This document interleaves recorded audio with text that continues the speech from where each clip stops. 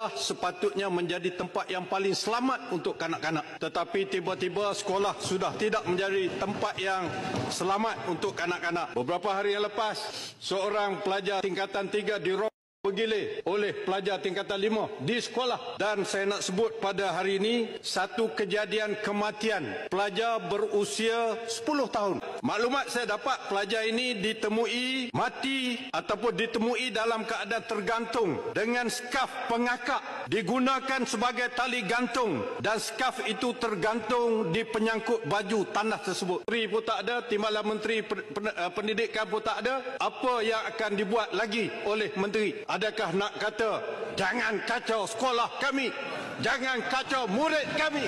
Anak rakyat mati, tuan-tuan.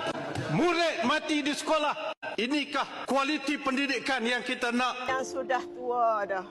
Mak umur dah 70 sebagaimana yang diterangkan.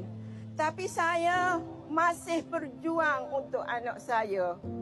Saya selagi hayat saya ada, saya terus berjuang untuk Wan Ahmad Faris.